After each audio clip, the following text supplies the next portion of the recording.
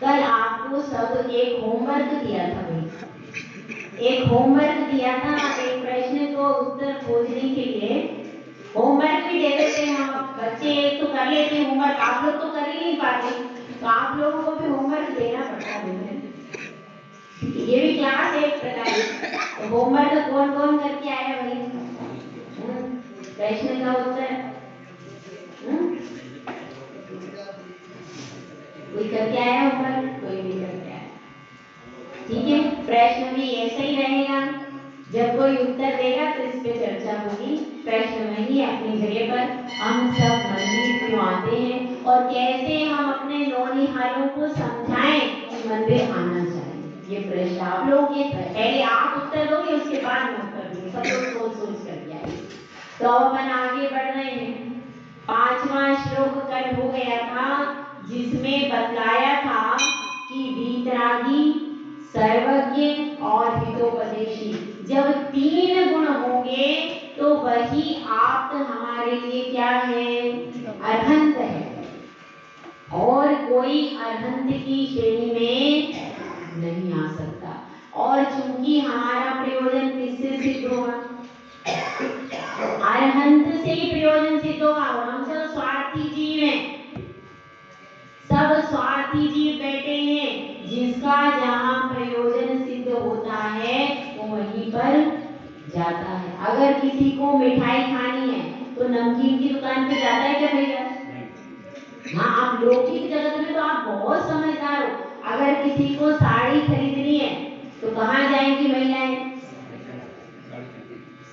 धोती दुपट्टे की दुकान पे, दूसरी दुकान पे चली जाएंगी? नहीं, उनको पता है कहाँ पर अच्छी साड़ी। पूरे प्रतापपुर में महिलाओं को विशेष नॉलेज होगी इस चीज की।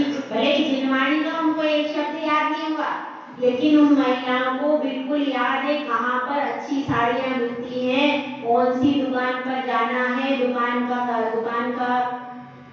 करने वाला कौन है, सारा उनको पूरा नॉलेज। क्योंकि विषय भोगों में हमें याद करने की जरूरत नहीं होती।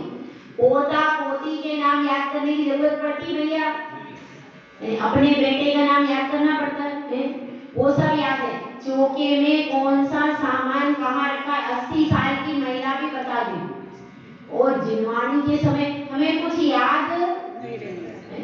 विषय भोगों में हमारा उपयोग अच्छा रहता है और तुरंत जागृत हो जाता है। और जब जिनवाणी के समय सुनते हैं तो इधर जिनवाणी चल रही है और अपना मन घर पे रहता है, इसीलिए हमको याद। जब हम पोता पोती की चर्चा आती है, रसोई में डिशों की चर्चा आती है, तो मन वचन काय बिल्कुल 1 मिनट में एकाग्र हो जाता है। उसको एकाग्र करने की जरूरत पड़ती है? पड़ती है। एकदम एकाग्र, एक बार में पूरी डिश याद हो जाएगी और शाम तक तो बन जाएगी, भले अच्छी नहीं बनी हो मगर खिलाई जरूर जाएगी आपको। नया नया प्रयोग किस पर किया जाता है? पतिदेव पे किया जाता है, क्योंकि बाहर सहेलियों को नहीं खिला सकते, नई डिश पहली बार बनी है। अगर सहेलियों को खिला दी और बिगड़ गई तो हंसी उड़ जाएगी, इसीलिए जितने भी प्रयोग होते हैं सब किस पे करो? पतिदेव पे करो, तो उसमें अपने को कोई ज्यादा नुकसान नहीं होगा। ऐसे सब पतिदेव को कितना चिल्लाएंगे, भैया शाम को रोटी यहीं मिलेगी, कोई दूसरी जगह अपने को नहीं। वो भी समझते हैं, इसलिए वो कहते हैं ठीक है, आवाज खराब बन गया तो ठीक है, एडजस्ट कर लो।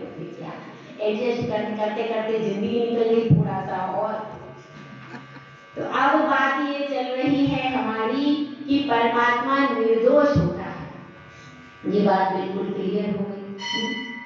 और दोषवान के समक्ष हमारा सिर भी झुकना नहीं चाहिए। जिसमें दोष है वो तो हमारे ही समान है कि नहीं?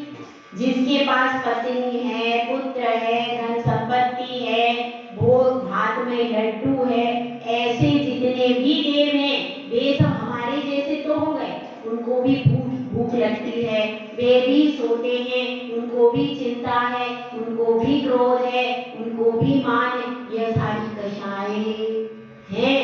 और भोजन की इच्छा भी है, तो ऐसा देव तो दोषी है और हम दोषवान को नमस्कार नहीं करेंगे। वीतरागी को भी नमस्कार, वीतरागी ही नमस्कार करने योग्य, क्योंकि आप अपने साधर्मी बंधु को भी नमोस्तु करते हो क्या?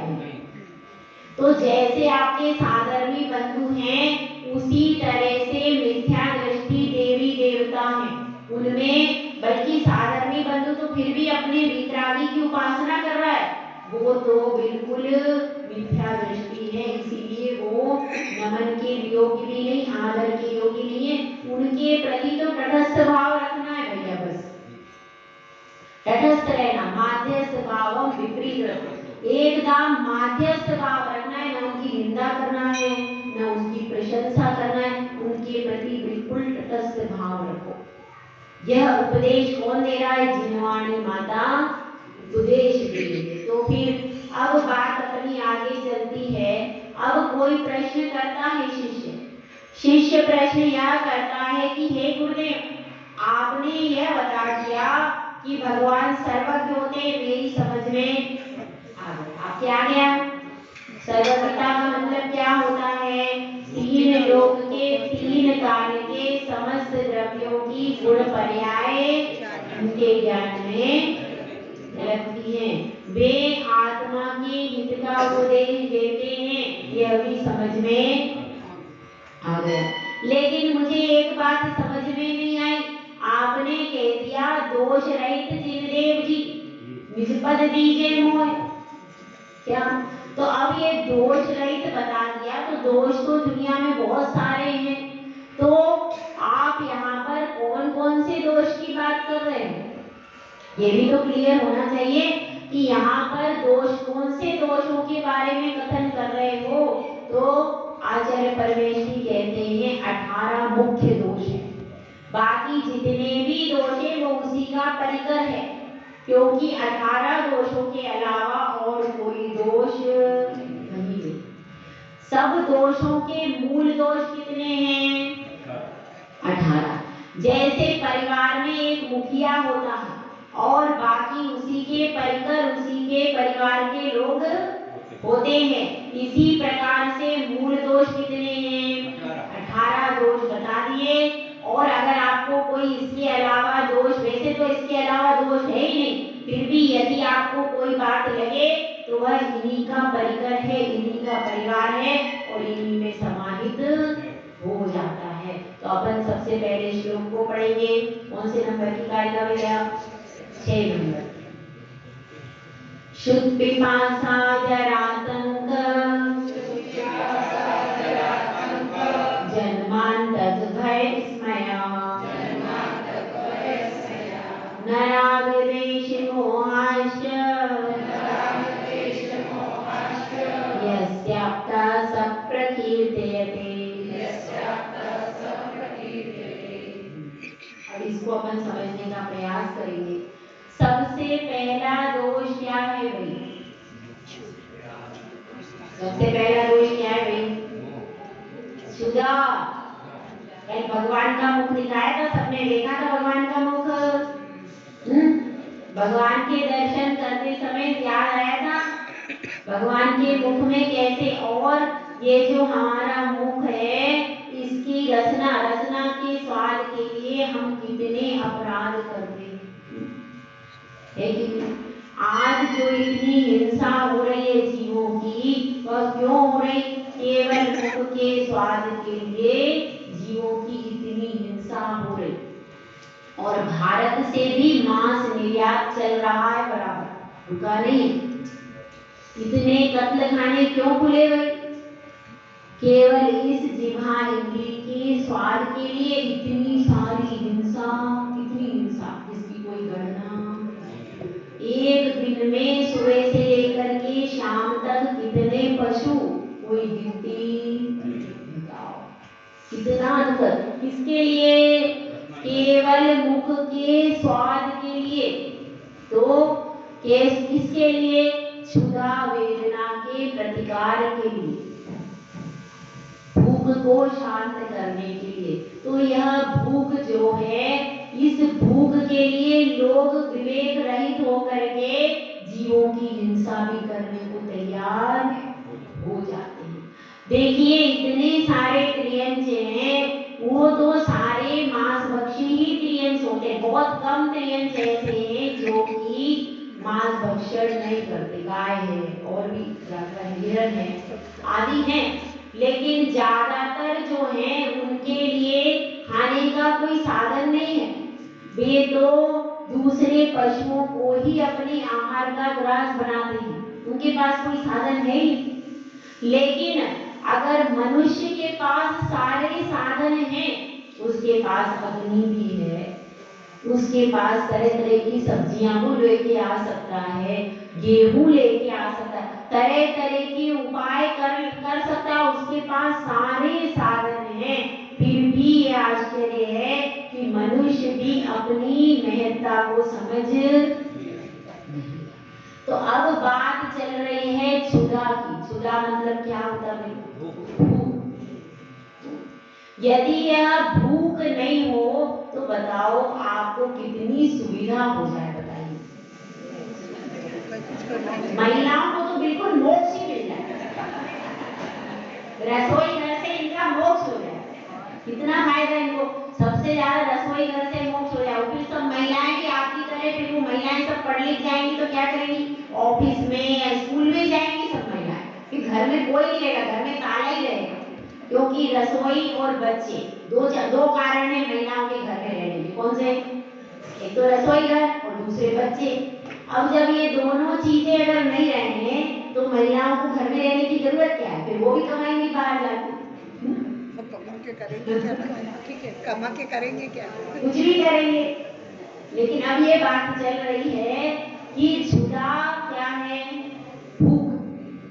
भूख का ऐसा है कि जिस व्यक्ति को भूख लगती है उसको विवेक रहित हो जाता है जब भूख तीव्र लगती है।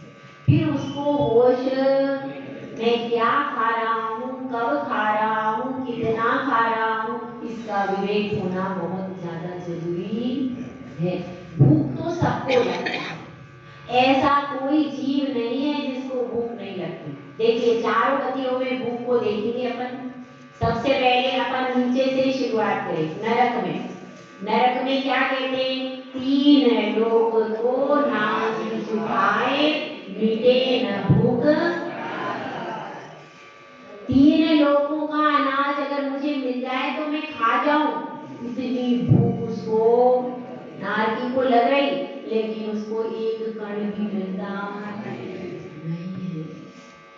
तो इतनी भूख कहाँ लगती है? नरक में।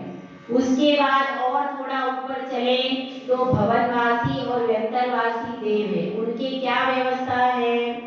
उनके तो यह व्यवस्था है जितने हजार वर्ष की आयु है उतने उनमें भी कुछ कुछ वर्ष के बाद उनको क्या चल जाता है? अमृत झड़ जाता है। ये उनकी व्यवस्था। जैसे 33 सागर की आयु है तो 33,000 वर्ष के बाद उनका अमृत चल जाता है। क्या कहते हैं? 33,000 वर्ष के बाद उनके क्या हो जाता है? गले में अमृत। किसकी बात चली है? सर्वासिद्धि के देव की बात चली। इसी प्रकार से नीचे भी तरह तरह की व्यवस्थाएं हैं। मतलब उनको भूख के लिए क्या करना है? कुछ भी नहीं करना। जब इच्छा होगी, और इतने पक्ष के बाद ही, इतने वर्ष के बाद ही इच्छा, उसकी पहले इच्छा ही नहीं होती। भोजन करने की इच्छा ही नहीं होती, कोई वेदना ही नहीं होती। और हम अगर उपवास कर लें तो दूसरे दिन ही क्या हो जाता है? हालत खराब, थक गए हैं, पड़े हैं, फिर परिवार वाले आके आपको गाली देंगे, आपको ये बनाएंगे, हलवा बनाएंगे, तब आके बिस्तर से उठ के धीरे धीरे चल के है कि नहीं? कितनी स्थिति। लेकिन उनको देखो 33,000 वर्ष तक तो कुछ जरूरत ही नहीं है। इतना बढ़िया सर्वासिद्धि के देवों का 33,000 वर्ष तक कुछ भी जरूरत नहीं है। उसके बाद भी अमृत झड़ गया अंदर कंठ में, खत्म। न कुछ बनाना, न खाना, कुछ चक्कर नहीं, कुछ भी नहीं करना। आराम से वो अपनी तत्वों की चर्चा चालू रखते। उसमें 1 मिनट का व्यवधान आने की बात नहीं है। और उसका अमृत झर गया, बस व्यवधान का कोई काम नहीं। इस तरह से अपने को ये समझना है, यह क्षुधा देखिए कहाँ कहाँ है, नरक में भी है और देवों में भी है। सद्भाव है उसका, भले अब वो अमृत झरने से तृप्ति हो रही, लेकिन क्षुधा तो वहां पर भी है, पर वो आकुल व्याकुल नहीं करती। जैसे ही भूख लगती है, भूख कब लगती है उसका भी टाइम फिक्स है, जैसे आपका भी भूख का टाइम फिक्स होगा। यहाँ से जाएंगे, फिर बनाएंगे, फिर आपको भूख लगने लगेगी। क्योंकि देखिए भूख भी लगने के लिए वस्तुएं चाहिए। जैसे ही हम भोजन की सामग्री देखते हैं तो भूख, यहाँ पर बैठे तब तक आपको अभी 2 घंटे, हम कह रहे 2 घंटे विधान करना है, आप 12-1 बजे तक यहाँ बैठे रहोगे, कुछ मतलब नहीं। लेकिन जैसे ही घर में जाओगे, वैसे ही क्या, पानी की बोतल, मटका और सब चीजें देखोगे वहां जाकर के, सब्जी दिख रही है, रोटी का सामान दिख रहा है, रसोई दिखी, बस अब मुझे, क्योंकि उसको मन को भी मालूम है कि यहाँ पे कुछ मिलेगा, यहाँ पे कुछ नहीं मिलेगा। उसको भी संस्कार पड़ गए। आप मंदिर आते हो तो मन को भी संस्कार पड़ गए, भैया यहाँ पर मांगने से कुछ मिलने वाला। जब घर पे रसोई दिखती है तभी वो अपना प्रभाव दिखाता है मन की, नहीं अब मुझे चाहिए। पेट भी प्रभाव दिखाने लगता है। अभी यहाँ बैठे हो, न पेट प्रभाव दिखा रहा, न मन प्रभाव दिखा रहा, लेकिन जैसे ही हम अपने घर में प्रवेश करते हैं तो क्या होता है, फिर वहां पर सारी सामग्री सामने दिखती है, तो सामग्री को देखने से भी क्या हो जाता है, भूख लग जाती है। और सामग्री के बारे में तरह तरह की, अगर आप रसोई घर की चीजों की चर्चा करते रहो, इस प्रकार से केक ऐसे बनता है, पेस्ट्री ऐसे बनती, उसकी ही चर्चा करते रहो, तो अपने आप भूख, इमली का नाम सुनते ही मुंह में पानी, देखी नहीं अभी, नाम सुना, गुलाब जामुन का नाम सुना, और तो उसकी चर्चा सुनने से, उन वस्तुओं को देखने से, और इस प्रकार से जैसे ही निमित्त उपस्थित होते ही सामने, तो क्या हो जाता है, भूख लगने लगती है। तो यह क्षुधा जो है, ये कैसी है, हमारे लिए दुखदाई है कि सुखदाई है? दुखदाई है ये क्षुधा। यदि ये क्षुधा नहीं हो तो फिर कोई कमाने को नहीं जाए। क्यों जाए भाई? कमाने के लिए आप क्यों जाते हो कि इससे हम धन संपत्ति से क्या करेंगे? इस धन संपत्ति से हम अपनी भूख शांत करने का, सबसे पहले उपाय भूख शांत करने का करेंगे, फिर बाद में है सब कुछ। सबसे पहला होता है रोटी, उसके बाद कपड़ा, और फिर उसके बाद मकान। अगर रोटी नहीं है तो कपड़े और मकान मिल जाए तो चल जाएगा? नहीं, सबसे पहले क्षुधा। इस क्षुधा वेदना से कैसे छुटकारा हो, अब ऐसा जतन करो न जन्म दोबारा। ये क्षुधा वेदना ऐसी है, इससे छुटकारा पाने के लिए सब जीव भाग रहे, किसी भी प्रकार से क्षुधा वेदना से छुटकारा हो जाए। तो मूल, क्योंकि अनिवार्य आवश्यकताओं में आता है आपकी मूलभूत आवश्यकता, अनिवार्य आवश्यकता। किसी ने इकोनॉमिक्स पढ़ा हो तो जब हम पढ़ते थे तो उसमें आती थी 3 प्रकार की आवश्यकता। तो पहली आवश्यकता कौन सी है? अनिवार्य, जिसके बिना हमारे लिए जीवित रहना भी संभव। तो वो क्या है? वह है रोटियां, हमारा अनाज, भूख को शांत करना, यह हमारी अनिवार्य आवश्यकता है। लेकिन अब हम जैन कुल में आए, ये तो सामान्य लोगों की चर्चा चल रही थी। अब हम जिन कुल में आए हैं, तो जिन कुल में गौतम स्वामी से कहा, महावीर भगवान ने क्या कहा कि यत्न पूर्वक भोजन कीजिए। कैसा करूं? यत्न पूर्वक। कब खाना, कितना खाना, क्या खाना और क्यों खाना, इतने क्वेश्चन है। कब खाना, कितना खाना और क्या खाना और क्यों खाना। सबसे पहले कौन सा सवाल है? रात में खाना कि दिन में खाना? सबसे पहला प्रश्न। आप सबके बच्चे हैं, सबके परिवार में कितने कितने बच्चे होंगे कुल टोटल? यहाँ युवा वर्ग पूछ रही हूँ, 13 साल से लेकर के 21 साल तक। वो सब कब खाते? रात में ही खाते। ये मैं बता रही पहले से, मुझे पूछने की जरूरत नहीं। किसी का कोई नियम नहीं है, सब रात में ही जाते। 99% युवा रात में ही खाते हैं, क्योंकि गुरु के पास आते ही नहीं है। मंदिर में भी आते हैं 10 बजे, उनका कोई नियम नहीं है। और आप क्या कहते हैं, अभी बच्चा है, अभी छोटा है, कोई बात नहीं, खा लेता है। जन्म से ही आपने उसको स्ट्रिक्टली, पहले ऐसा होता था रात में रसोई में ताला लग जाता था, पहले स्ट्रिक्ट काम था, रसोई में ताला लग जाता था, रात में कोई भोजन बनेगा। अब कोई अनुशासन ही नहीं, बच्चों पर बिल्कुल भी कंट्रोल का काम है, खत्म कर दिया। स्कूल वालों ने तो खत्म कर ही दिया, आप लोगों ने भी खत्म। तो बिल्कुल कंट्रोल क्या, उनके कंट्रोल में अपन चलने लगे तो उल्टी गंगा बहेगी तो क्या होगा भाई? तो उल्टी गंगा बह रही है। बच्चे जैसा नहीं, बच्चा कहेगा मुझे अभी के अभी इतना, ये इतने पैसे अभी चाहिए, मोबाइल अभी चाहिए, गाड़ी अभी अभी लेके अभी तुरंत। और अगर आपने वो शुरू से उसकी आवश्यकता इतनी अच्छे से पूरी की है, अभी आप ना कर दोगे तो घमासान चालू हो जाएगा। अभी बच्चा उठ के बैठ जाएगा, भोजन पानी छोड़ देगा, कहीं कुछ कर लेगा, और कुछ बच्चे तो जीवन को भी समाप्त कर लेते।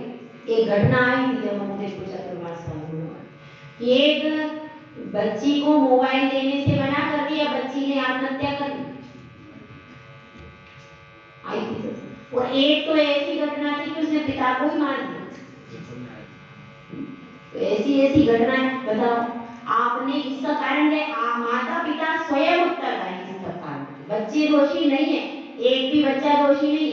जो आपको सास ससुर से परंपरा मिली थी कंट्रोल की, वो क्यों नहीं अपनाई आपने? आप जब सास ससुर, आप सबको याद है आपकी सासू माँ कैसे आपको रखती थी, आपकी माता पिता कैसे रखते थे, सबको याद है कि नहीं? उसी वो जो कंट्रोलिंग पॉइंट था वो आपने अपने बच्चों पर लागू क्यों नहीं किया? तो इसका दुष्परिणाम आप, परिवार भी भोग रहा है, समाज भी भोग रहा है, और देश भी भोग रहा है। सब पूरा विश्व इसका परिणाम भोग रहा है। एक भी नागरिक देश का तकलीफ में होता है तो फिर क्या होता है? पूरा देश उसको भोगता है। आपको जो पुरानी कंट्रोलिंग पॉइंट, जो पुराने अनुशासन के पॉइंट मिले थे, हाँ उसमें जहां पर आपको लग रहा है कि जहां पर अति हो रही, वहां पर आप समझौता करते, लेकिन बिल्कुल खुला छोड़ दिया तो क्या होगा? उसका परिणाम है कि आज आपका युवा वर्ग एक भी मंदिर में 10 बजे के पहले नहीं आता। इसके लिए दोषी कौन है? आप स्वयं दोषी। आप स्वयं उसके लिए दोषी हैं कि 10 बजे युवा वर्ग आपका एंट्री लेगा। क्यों? इसके दोषी आप लोग हैं। आप लोगों ने स्वयं शुरू से कंट्रोल नहीं रखा, शुरू से उनके लिए नियम नहीं बनाया। अगर आप मंदिर जाओगे तो ही आपको यहाँ भोजन मिलेगा, क्या आपका कंट्रोलिंग ऐसा था? अब कुछ कुछ वो बाहर कोटा पड़ रहे हैं, वहां पर कंपलसरी है, अभिषेक करके आओगे तो ही भोजन मिलेगा। वहां बच्चा बिल्कुल सीधा अभिषेक करके ही आता है। अगर आप भी तो ऐसा कर सकते थे, क्या वो कोटा पड़ रहा है, जयपुर पड़ रहा है, अगर वो लोग कंट्रोल कर सकते तो क्या हम नहीं कंट्रोल कर सकते थे? क्यों हम अपने बच्चों को, वहां जाके बच्चा सुधर जाएगा, जो दायित्व हमारा था हमने दूसरों के हाथ में, वहां पर लाखों पैसा दे रहे, करोड़ों रुपया दे रहे, बच्चे को, बच्चा सुधर जाएगा। कितनी मूर्खता है, सोचने की बात है। वहां जाकर के हम लाखों करोड़ों रुपया क्यों दे रहे हैं? हमारा बच्चा, अगर उस पैसे को बचाया जा सकता था, कैसे? कि आप स्वयं ही शुरू से कंट्रोल करते तो आज आपका लाख रुपया बर्बाद नहीं जाता। तो सोचने की बात है। अब भी कोई बात नहीं, यदि आज से भी आप कंट्रोलिंग पॉइंट अपना बना लेंगे कि भोजन तभी मिलेगा जबकि, लेकिन छोटे बच्चे से कंट्रोल शुरू करना पड़ेगा। छोटे बच्चे से ही कंट्रोल शुरू किया जाएगा। मिट्टी कड़क हो गई, उसके बाद घड़ा टूट जाएगा और उसको साइज में नहीं किया जा सकता। तो अब अपने को समझना है कि ये क्षुधा वेदना है, अब हमको कब खाना है और कब खिलाना है, दोनों बातें। हमें खुद कब खाना है, अगर मम्मी ही रात के 9 बजे खाती है तो बच्चे कितने बजे खाएंगे भैया? 12 बजे, सही है। मम्मी 9 बजे खाएगी तो बच्चे 12 बजे खाएंगे, तो कौन सी दिक्कत है, सही है। अगर आप स्वयं पहले स्वयं में संस्कार डालने पड़ेंगे, फिर बच्चे में आएंगे। तो पहले स्वयं, यानी स्वयं के लिए कब खाना है और फिर आप कंट्रोल करो कि कब खिलाना है, ये भी आपके ऊपर है। आप अपने परिवार को कब खिलाओगे, ये भी किसके ऊपर है? आपके ऊपर। शुरू से आपने जो टाइम बना दिया उस पर पूरे बच्चों का टाइम टेबल निश्चित हो जाए। उसके बाद क्या है, कब खाना। दूसरी बात क्या बताई थी, क्या था, बाजार की चीजें आ रही हैं, उन चीजों में 90% चीजों में किसी में अजीनोमोटो डलता है, किसी में अंडा डलता है, किसी में कुछ अता पता है ही नहीं। कहीं पे जेल है, जेल क्या है, तरह तरह की चीजें हैं जिनमें शुद्धता का कोई नाम नहीं है। और मांस भी अगर अंदर कुछ भी डला हो तो जरूरी नहीं कि पैकेट पे लिखा हुआ। ईमानदारी सब जगह है क्या भाई? तो बाजार की चीजों का कोई भरोसा नहीं है, कोई भरोसा नहीं। आप पैकेट में चीज पैक लेकर के आए, उसमें वो मांसाहारी है कि शाकाहारी, भले ही बाहर ग्रीन सिंबल लगा है, पर अपने यहाँ भ्रष्टाचार इतना है कि किसी चीज का भरोसा कर नहीं सकते। इसलिए जितनी भी पैकेट पैक है उन सब में कोई चीज खाने योग्य नहीं, और उनको प्रिजर्वेशन के लिए इतने केमिकल्स डालते हैं कि उन केमिकल्स के कारण वह जहर हो जाता है और बाद में जाकर के कैंसर और तरह तरह की पेट की असाध्य बीमारियों का कारण बनता है। इतना भी यह, क्योंकि उसमें बिना केमिकल के जब आपकी रोटी सुबह की शाम बासी हो जाए तो वो पिज्जा कैसे रहता है, वो केक कैसा रह सकता है? उसमें केमिकल्स डालते हैं प्रिजर्वेशन के लिए, नहीं तो वो रह नहीं सकता। आइसक्रीम में कब की बनी रहती, अपना दूध सुबह से शाम में खराब हो जाता है, वह आइसक्रीम कितने दिनों की आप खाती हो बताओ? खाते हो, जाते बाहर, कोई बात नहीं, हमारा तो अन्न का त्याग है, ठीक है आप आइसक्रीम खा लो। वो आइसक्रीम में क्या डला है कुछ पता नहीं, वो आइसक्रीम वो कुल्फी हम खाते हैं, उसमें क्या डला है कुछ पता। तो जिनका अन्न का त्याग है वह रात में आइसक्रीम भी नहीं खा सकते। हाँ, घर की बनी खा सकते, घर की बनी की मैं मना नहीं कर रही। अगर किसी का केवल अन्न का घर की बनी वस्तु आप खा लोगे तो उसमें दोष नहीं। बाजार की चिप्स, बाजार की कोई भी चीज है तो बाजार की बनी हुई चीजें यदि आपका अन्न का त्याग, चाहे वो दूध की रबड़ी हो, चाहे वो श्रीखंड हो, चाहे वो आपकी कुल्फी हो, बाजार के चिप्स हो केले के, वो बाजार की कोई भी चीज यदि आप खाते हो तो वह कैसी है, वह आपका अन्न का त्याग नहीं, वह फॉलो नहीं होगा। अगर आपको वास्तव में लगता है तो अपने साथ अपने घर से सामग्री बना करके ले जाइए, उसको आप खा सकते हैं। लेकिन बाजार की वस्तुओं में क्या डला होगा, वह शाकाहारी भी नहीं है और खाने योग्य भी नहीं। इसलिए यह जानना बहुत जरूरी है कि हमें क्या खाना है, कब खाना है, दिन में ही खाना है। दिन का बना दिन में ही खाना, रात का बना दिन में नहीं खाना, और रात का बना रात में भी नहीं खाना। हर प्रकार से दिन में बनेगा और दिन में ही खाना है। और क्या है, कब खाना, क्या खाना, कितना खाना, हर समय खाते रहना, पूरे दिन टंकी चालू है, कभी भी भर लो, कभी भी डाल लो। कोई ना कोई समय, कोई ना कोई लिमिटेशन हमारे लिए होना चाहिए। अब भगवान के मुख की तरफ आ जाए। भगवान का मुख है, उनकी क्षुधा वेदना पूरी नष्ट हो गई, उन्होंने वेदनीय कर्म का नाश कर दिया, तो उनका मुख तो है, रसना इंद्रिय भी है, लेकिन फिर भी वो कुछ खाते, उनके कमलाहार का अभाव है भगवान के। सही है, केवल ज्ञान होने के बाद अतिशय कमलाहार का अभाव है, वे मुख से कुछ भी खाते नहीं। ये मुख को देख करके विचार करना, भगवान आपका मुख, एक हमारा मुख है, एक आपका मुख है, हम तो 24 घंटे चालू है, और एक आप हो कि आप तो ऊपर सिद्ध शिला पे विराजमान हो रहे, इतने साल हो गए और आपको कोई आहार की आवश्यकता, आहार करना दोष है, गुण नहीं है। आहार जब हम करते हैं तो उसमें हिंसा होती ही है। साधु भी आने के बाद क्या करते हैं, उसका प्रायश्चित होता है। आहार के बाद भी हमारी येषणा समिति है, और उसके बाद भी हम आहार की भक्ति पढ़ करके त्याग कर देते हैं आहार पानी का।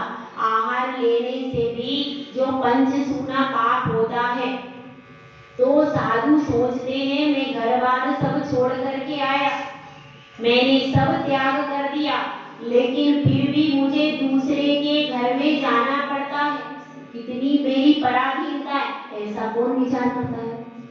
साधु, मैं घर तो छोड़ के आया, लेकिन ये आहार के लिए मुझको जाना पड़ता है, कितनी पराधीनता है। और आप क्या सोचते हो, कितना आहार, कितना भी इसको खिला लो, क्या कहते हैं, तृष्णा की खाई भूख भरी, यह पेट का गड्ढा भरने वाला नहीं है।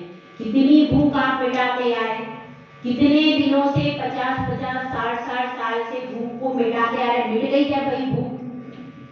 भूख मिटी नहीं। तो यह आहार करना हमारा स्वभाव नहीं है, हमारा स्वभाव निराहार रहना है।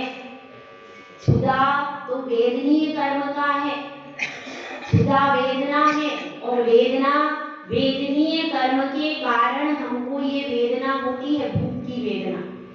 तो यह कर्म है, अशुभ कर्म है, शुभ कर्म, और इससे छुटकारा किसको है? अनंत भगवान को ही इस क्षुधा रूपी परिचय से, क्षुधा रूपी कष्ट से छुटकारा है। तो हम सबको भी छुटकारा चाहिए क्या भाई? हाँ कि ना? हाँ तो बोलो भाई, हाँ अच्छे से तो बोलो।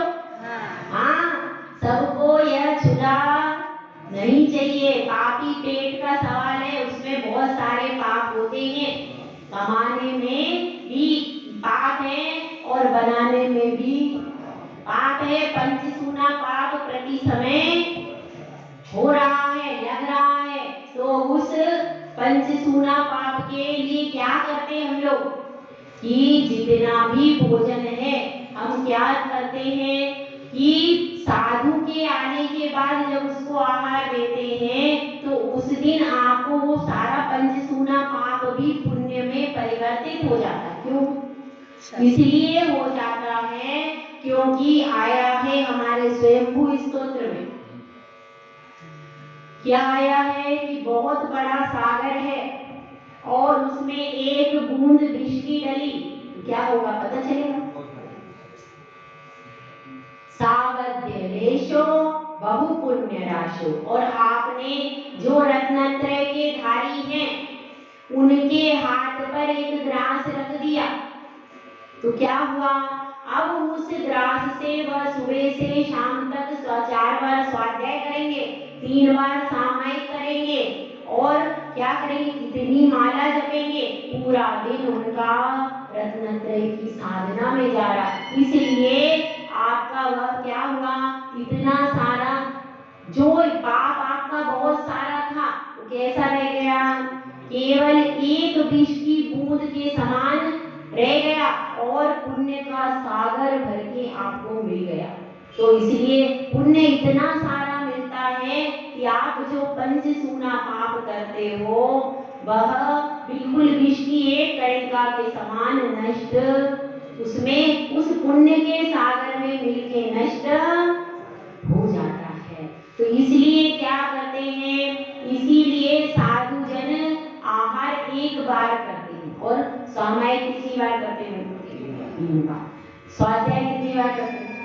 4 बार स्वाध्याय करते हैं।